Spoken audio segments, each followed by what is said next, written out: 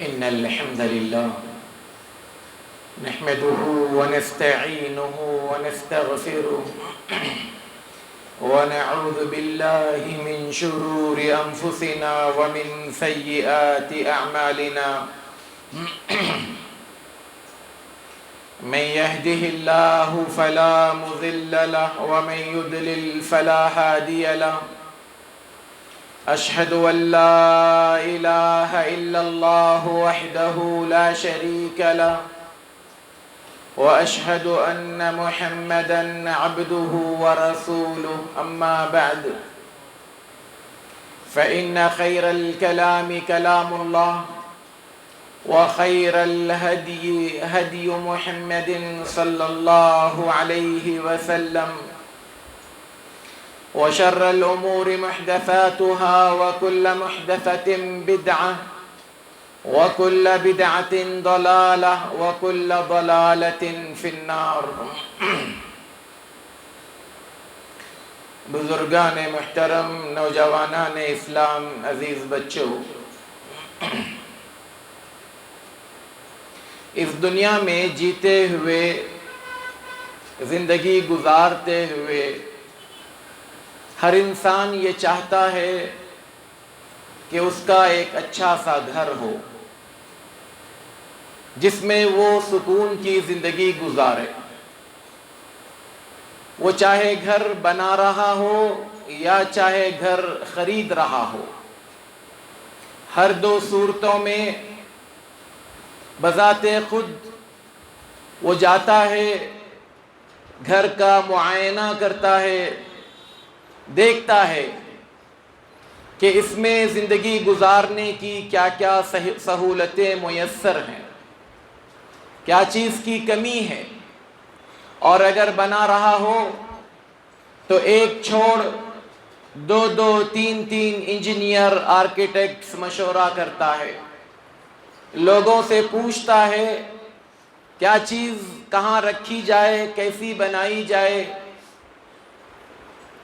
ہوا کے آنے جانے کا رخ کیا ہے، روشنی کہاں سے آتی ہے، یہ سب چیزوں کا اہتمام کرتا ہے، مشورے کرتا ہے، تب کہیں جا کر وہ ایک گھر بناتا ہے. جبکہ اس گھر میں حالات یہ بتاتے ہیں، مشاہدہ یہ بتاتا ہے کہ کوئی بھی انسان خود کے بنائے ہوئے گھر میں شاید 50 سال نہیں رہتا ہوگا. بہت کم لوگ ہوں گے جو اپنے بنائے ہوئے گھر میں خود 50 سال رہے ہوں. لیکن ایک اور گھر ہے جس کو میں خود نہیں بناتا ہوں، لوگ بناتے ہیں یا بنانے والے بنا کر دیتے ہیں.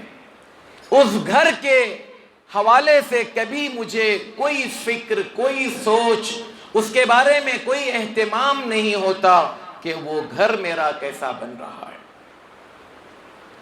کنگ خالد رحمت اللہ علیہ ایک مرتبہ قصیم پہنچے، علامہ ابن العثیمین رحمت اللہ علیہ کے گھر گئے، دیکھا گھر پرانا ہے، تو کہا شیخ آپ کا یہ گھر کافی پرانا ہے، کیوں نہ آپ کے لیے ایک بنگلہ بنایا جائے. شیخ نے کہا نہیں، میں الصالحیہ میں ایک گھر بنا رہا ہوں. تو کنگ نے کہا اچھا آپ بنا رہے ہیں تب تو ٹھیک ہے. بعد میں طلبہ نے پوچھا، آپ کے شاگردوں نے پوچھا شیخ صالحیہ میں کون سا گھر بن رہا ہے؟ کہا کیا صالحیہ میں کوئی قبرستان آپ نے نہیں دیکھا؟ کہا میرا گھر وہاں بن رہا ہے. یہ سوچ، یہ فکر کیا ہمارے ذہنوں میں بھی ہے کہ ہمارا ایک گھر قبرستان میں بننا ہے، اور اس قبرستان میں جو گھر بنے گا اس میں کوئی سہولت نہیں ہے سوائے اس سہولت کے جو میں اپنے ساتھ لے کر جاؤں گا. وہ عمل کی شکل میں سہولت ہوگی، اس کے علاوہ وہاں پر نہ روشنی ہے، نہ ہوا ہے، نہ کوئی اور چیز کے آنے جانے کا وہاں پر کوئی راستہ ہے.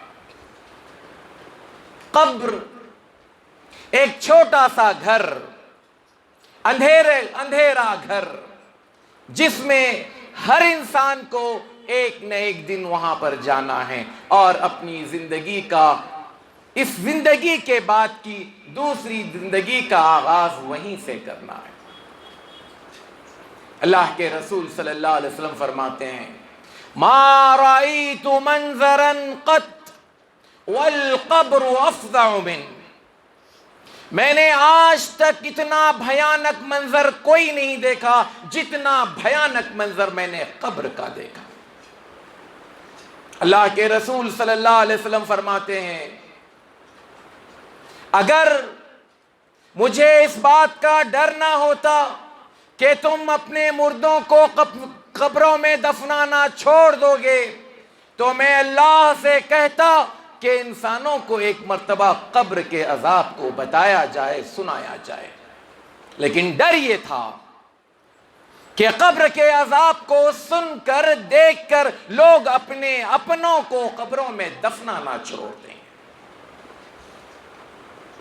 قبر اتنی بھیانک منزل، حضرت عثمان رضی اللہ تعالی عنہ کے بارے میں آتا ہے جب بھی قبر کے پاس سے گزرتے روتے، اس قدر روتے کہ آنکھوں سے آنسو نکل نکل کر آپ کی داڑھی تر ہو جاتی، پھر اس داڑھی سے قطرات گرنے لگتے۔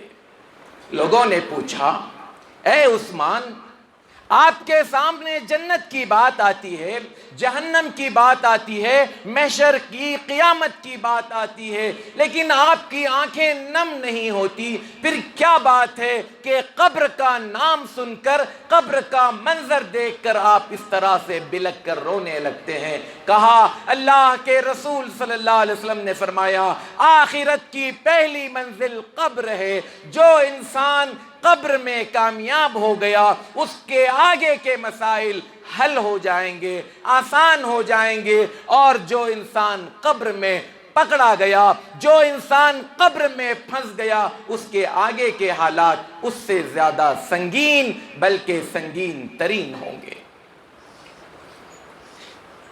اللہ کے رسول صلی اللہ علیہ وسلم ایک مرتبہ اپنے کچھ صحابہ کے ساتھ جا رہے تھے، اچانک آپ نے ایک بھیڑ کو دیکھا، لوگوں سے پوچھا یہ بھیڑ کیسی ہے؟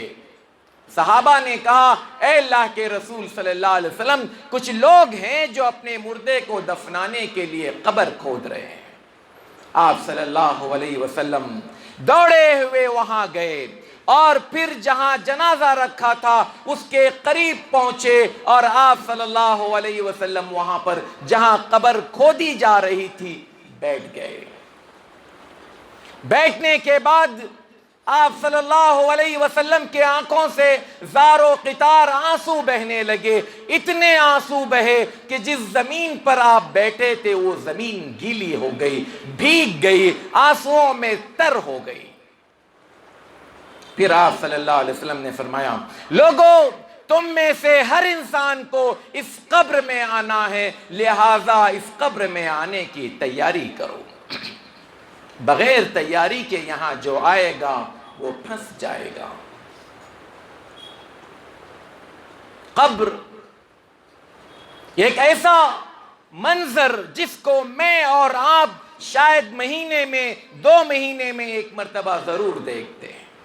کوئی اثر نہیں ہوتا ہماری ذات پر، کوئی اثر نہیں ہوتا ہماری آنکھ پر، کوئی اثر نہیں ہوتا ہمارے دل و دماغ پر۔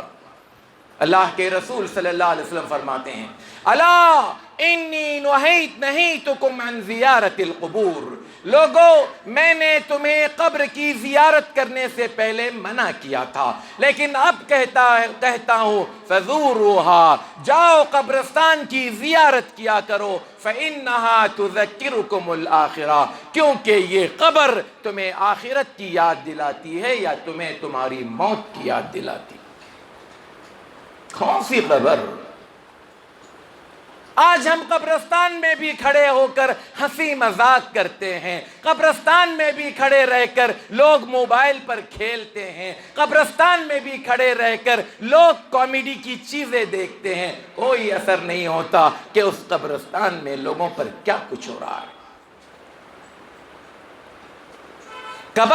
قبرستان کی خاموشی اس بات پر دلالت نہیں کرتی کہ وہاں کے سارے لوگ پرسکون ہیں۔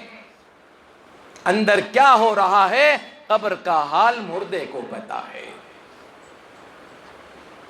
اللہ کے رسول صلی اللہ علیہ وسلم فرماتے ہیں قبر کی ایک عادت ہے، قدرت نے، اللہ نے قبر کو ایک حکم دے رکھا ہے، جب بھی تیرے اندر کسی مردے کو دفن کر دیا جائے، جب بھی کسی میت کو دفنایا جائے تو وہ قبر اپنے آپ کو دبوچتی ہے، اس قدر دبوچتی ہے۔ ایک روایت میں اگرچہ کہ اس دبوچنے کی کیفیت والی روایت، ورنہ دبوچنے والی حدیث بالکل صحیح ہے، لیکن اس کی جو کیفیت بیان کی جا رہی ہے اس پر بعض محدثین نے کلام کیا، کہا کہ جب وہ دبوچتی ہے ادھر کی پھسلیاں ادھر کو اور ادھر کی پھسلیاں ادھر کو آ جاتی ہیں۔ اللہ کے رسول صلی اللہ علیہ وسلم نے حضرت سعد ابن معاذ رضی اللہ تعالیٰ عنہ کا جنازہ پڑھا۔ 2 ہفتے پہلے ہم نے سعد ابن معاذ رضی اللہ تعالیٰ عنہ پر پورا مستقل ایک خطبہ سنا۔ حضرت سعد ابن معاذ کے فضائل، ان کے مناقب اور ان کے بارے میں جو کچھ اللہ کے رسول صلی اللہ علیہ وسلم نے فرمایا تھا وہ سب آپ اپنے سامنے رکھیں۔ ان کی موت پر اللہ کا عرش ہل گیا، ان کے جنازے پر 70,000 فرشتے شریک ہوئے، ان کے لیے آسمان کے دروازے کھول دیے گئے۔ جب سعد ابن معاذ رضی اللہ تعالیٰ عنہ کو زمین میں دفنایا گیا، آپ صلی اللہ علیہ وسلم نے تکبیر کہا۔ لوگوں نے پوچھا اے اللہ کے رسول صلی اللہ علیہ وسلم ماجرا کیا ہے؟ کہا سعد ابن معاذ کو جب دفن کیا گیا تو زمین نے ان کو بھی دبوچا، اللہ کی قسم اگر اس دبوچنے سے کوئی انسان محفوظ رہتا تو سعد ابن معاذ رضی اللہ تعالیٰ عنہ اس لائق تھے کہ زمین کم از کم ان کو تو بخش دیتی، لیکن زمین نے ان کو بھی نہیں بخشا۔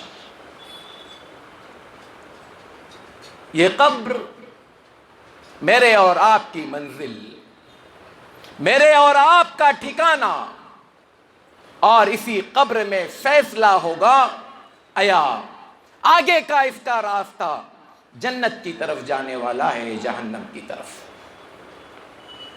لوگ بڑا اہتمام کرتے ہیں قبر پر کھڑے رہ کر، نہ جانے یہ پڑھو وہ پڑھو، سب کچھ کر لو۔ اللہ کی قسم ساری دنیا کے امام، ائمہ، علماء، فضلاء، محدثین، فقہا سب کے سب اگر اس کے جنازے میں شریک ہوں تب بھی اگر اس کا عمل ہے تو وہ آگے کامیاب ہے، اگر اس کا عمل نہیں ہے تو ساری دنیا کے متقی، پرہیزگار، اللہ والے، اولیاء سب کو لے آؤ، کسی کا کوئی عمل اس کے ساتھ نہیں جائے گا۔ میں اور میرا عمل۔ آج میں اور آپ اپنے بچوں کے مستقبل کے لیے، فیوچر کے لیے کیا کچھ نہیں کرتے۔ ہم نے اپنی زندگی گزار لی یا اچھی طرح سے گزار رہے ہیں، لیکن ہمیں فکر ہے کہ ہمارے بچوں کا مستقبل بھی ایسے ہی روشن اور ایسے ہی خوشنما ہو۔ لیکن ذرا غور کر دیکھیے، شاید یہ بات میں نے اس سے پہلے بھی کہی رہوں اور اکثر میں کہتے رہتا ہوں، جب مجھے دفنایا جانے والا ہے اس سے پہلے نماز جنازہ پڑھی جاتی ہے۔ میری نماز جنازہ میں اگر میرا بیٹا شریک ہے، اللہ کی قسم شاید اس کو جنازے کی نماز کی دعا یاد نہیں ہوگی۔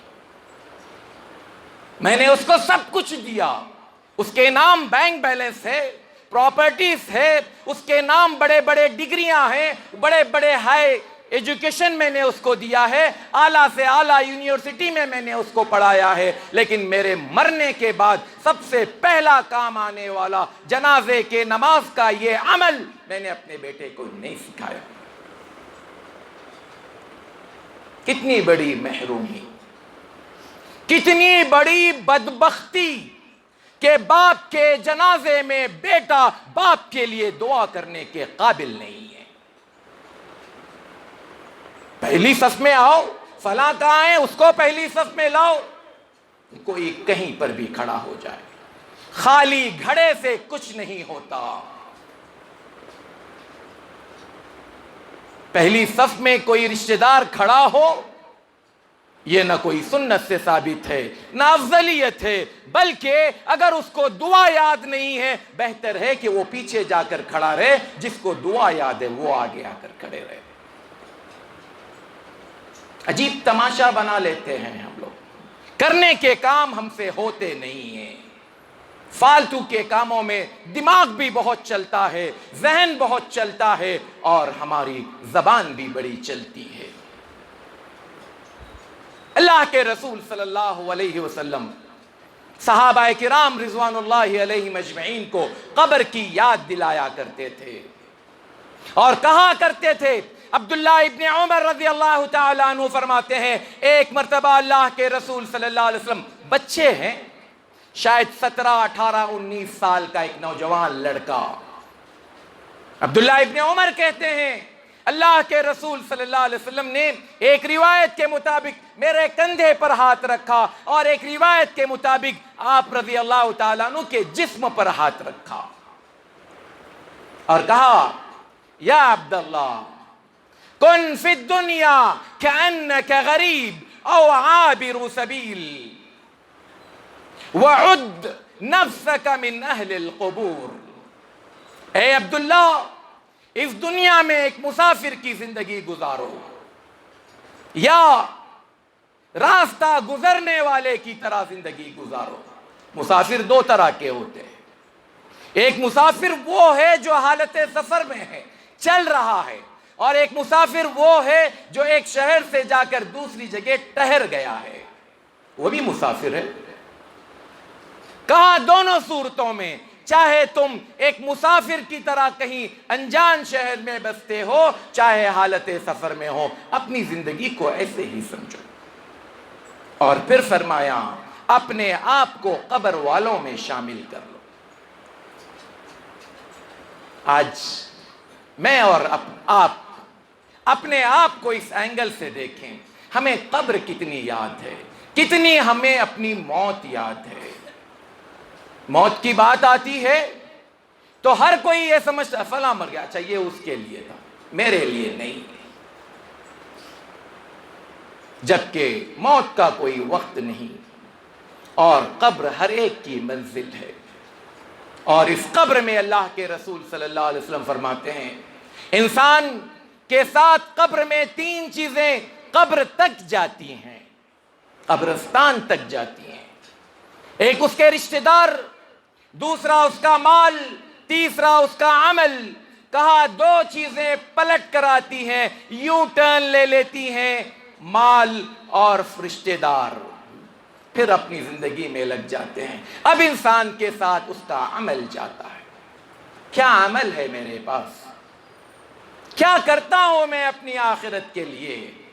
توشے کے طور پر کیا چیز میرے پاس ہے؟ زبانی جمع خرچیاں، اناپ شناپ کی بکواس، بحث مباحثہ، تربیت نام کی چیز نہیں، عمل نام کی کوئی چیز نہیں، اللہ کے رسول صلی اللہ علیہ وسلم کی سنتوں کے حوالے سے کوئی اہتمام نہیں.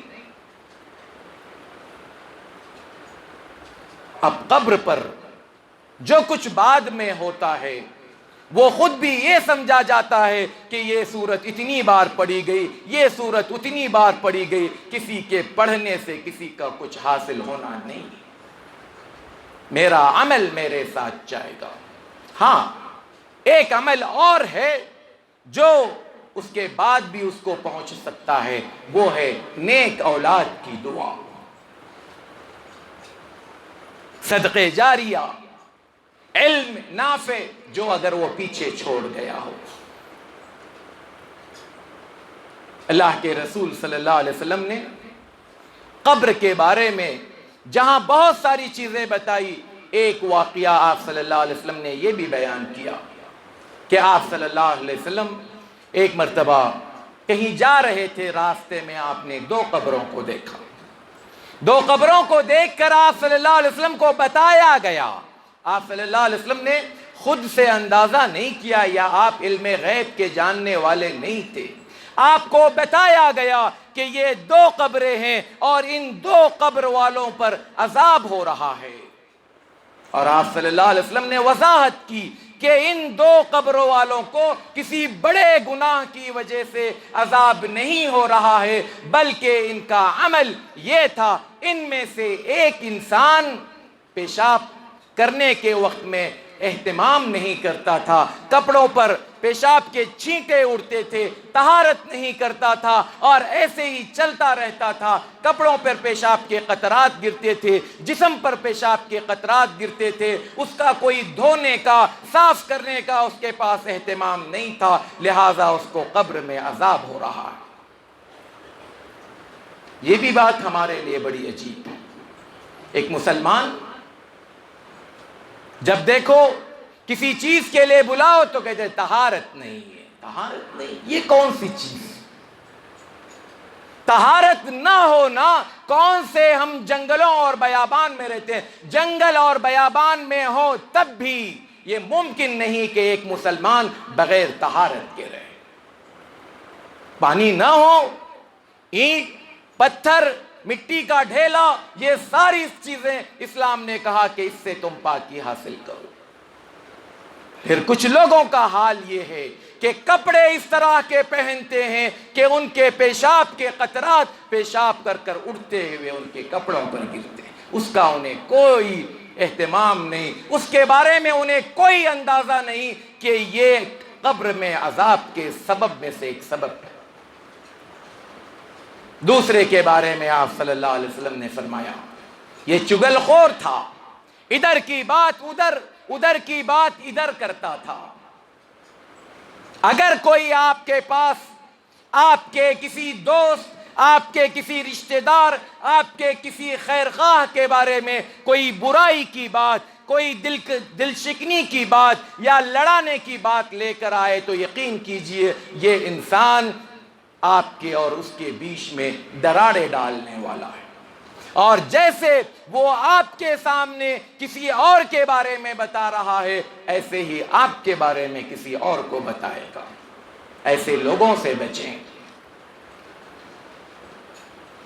تو اللہ کے رسول صلی اللہ علیہ وسلم نے اس قبر کے بارے میں کہا کہ درخت کے پھانٹی لا کر آپ کو یہ بتایا گیا کہ آپ اس پر لگا دیں. آپ نے لگایا. وہاں پر آپ صلی اللہ علیہ وسلم نے ایک جملہ استعمال کیا، مجھے امید ہے، آپ نے کنفرم نہیں کہا، مجھے امید ہے کہ شاید اللہ تبارک و تعالی میرے اس عمل کی وجہ سے ان کے قبر میں عذاب کو ہلکا کرے گا.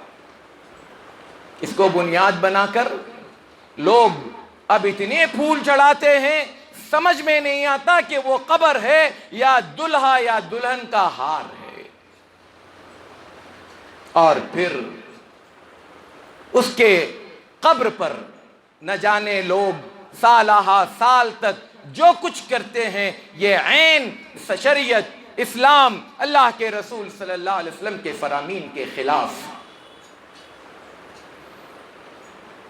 قبروں پر جانے کے لیے اللہ کے رسول صلی اللہ علیہ وسلم نے اجازت دی تو وہاں پر دو چیزوں کے لیے، ایک تو اہل قبور کے لیے سلام پڑھا جائے، ان کے لیے دعا کی جائے، ان کی مغفرت کے لیے دعا کی جائے، اور دوسرا میں اپنی موت کو یاد کروں اور یہ دیکھوں کہ اس سناٹے والے علاقے میں، یہ شہر خموشہ میں مجھے بھی ایک دن لا کر دفنایا جائے گا، میں اس کی تیاری کروں. یہ قبر کبھی کبھار جب قبر کھودی جاتی ہے اس میں سے ہڈیاں نکلتی ہیں. یہی میرے اور آپ کا مستقبل ہے. دنیا کے لیے ہم نے بنگلے بنائے ہوں گے، ہم نے نہ جانے کیا کچھ حرام و حلال کی تمیز کیے بغیر سودی پیسوں سے اپنے بڑے بڑے بنگلے تعمیر کیے ہوں گے. لون کے نام پر ہم نے اپنے گھروں کو بڑا خوشنما بنایا ہوگا، محل نما بنایا ہوگا، اس کے اندر ڈیکوریشن پر ہم نے لاکھوں روپے لگائے ہوں گے.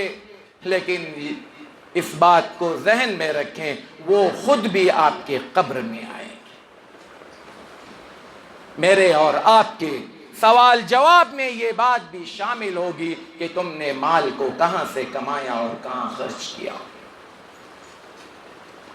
اس وقت کل ملا کر جمعہ کے اس خطبے کا خلاصہ یہ کہ موت میرے اور آپ کے بالکل سامنے کھڑی ہے، پتہ نہیں کس وقت مجھے اور آپ کو دبوچ لے۔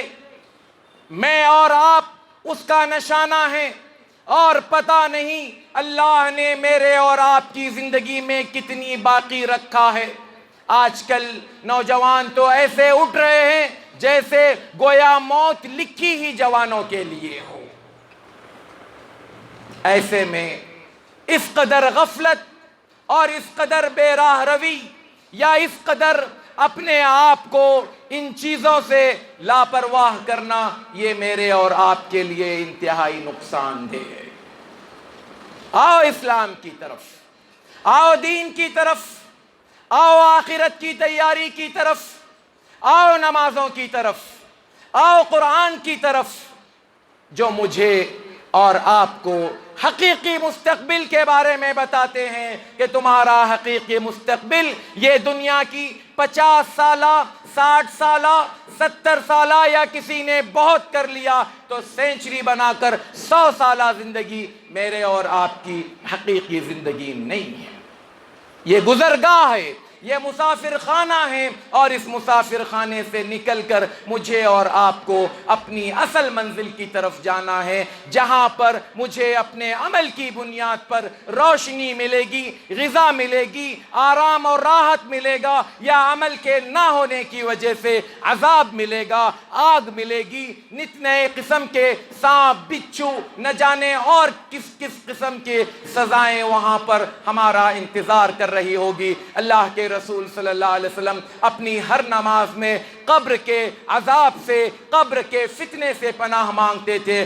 آئے ہم بھی اللہ تعالیٰ سے اس دعا کو کرتے ہیں کہ اللہ تعالیٰ ہمیں بھی توفیق دے کہ ہم بھی اپنی زندگی میں کچھ ایسے عمل کر جائیں جو قبر میں ہمارے لیے روشنی کا کام کرے، ہمارے لیے راحت اور سکون کا سامان بنے، اور اللہ تعالیٰ ہمیں قبر کے فتنوں سے، قبر کے عذاب سے، قبر کے ہر قسم کی آزمائشوں سے محفوظ رکھے، اور اللہ تبارک و تعالی قبر میں ہمیں ثابت قدم رکھے تاکہ ہم فرشتوں کے سوالات کے صحیح جوابات دے سکیں۔ آمین۔ وآخر دعوانا الحمد للہ رب العالمین۔ اقول قولی هذا واستغفر اللہ لی ولکم ولسائر المسلمین من کل ذنب فاستغفروه انه هو الغفور الرحیم۔